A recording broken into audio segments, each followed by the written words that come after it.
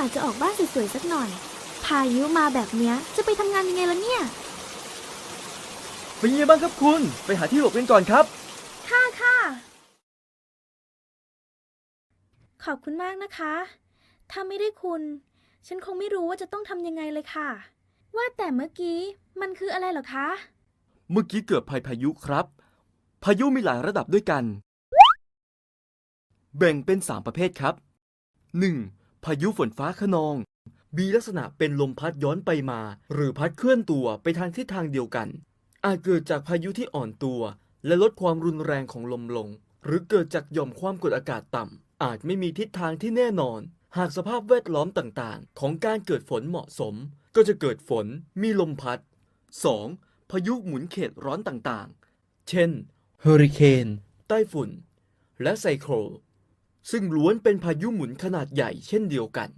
และจะเกิดขึ้นหรือเริ่มต้นก่อตัวในทะเล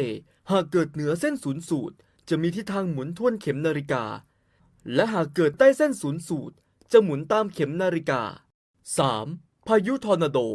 เป็นชื่อเรียกพายุหมุนที่เกิดในทวีปอเมริกามีขนาดเนื้อที่เล็กหรือเส้นผ่าศูนย์กลางน้อยแต่หมุนด้วยความเร็วสูงหรือมีความเร็วที่จุดศูนย์กลางสูงมากกว่าพายุหมุนอื่นๆก่อความเสียหายได้รุนแรงในบริเวณที่พัดผ่านเกิดได้ทั้งบนบกและในทะเลบางครั้งอาจเกิดจากกลุ่มเมฆบนท้องฟ้าแต่หมุนตัวยื่นลงมาจากท้องฟ้าไม่ถึงพื้นดินมีรูปร่างเหมือนงวงช้างจึงเรียกกันว่าลมงวงครับโหน่ากลัวมากเลยค่ะแล้วถ้าเกิดแบบนี้ขึ้นอีกดิฉันต้องทำยังไงล่ะคะถ้ามีเขาโครงว่าจะเกิดพายุลมแรงให้คุณหาที่หลบกำบังที่มั่นคงครับแต่อย่าหลบใต้ต้นไม้นะครับต้องอยู่ห่างจากต้นไม้เพราะเดี๋ยวถ้าต้นไม้หักล้มทับคุณจะเป็นอันตรายครับเมื่อหาที่กำบังที่มั่นคงได้แล้วให้คุณหลบอยู่ตรงนั้นและอย่าออกจากที่กำบังจนกว่าจะแน่ใจหรือได้รับข้อมูลว่าสถานการณ์ปลอดภัยแล้วครับแล้วอย่างนี้ดิฉันจะรู้ได้ยังไงล่ะคะว่าพายุจะเกิดขึ้นเมื่อไหร่ยากจังเลยไม่ยากครับคุณต้องคอยติดตามข่าวสารทางวิทยุและโทรทัศน์หากมีการแจ้งเตือนเฝ้าระวังหมายถึงมีพายุเข้าภายใน36ชั่วโมงแต่หากมีการแจ้งเตือนภัย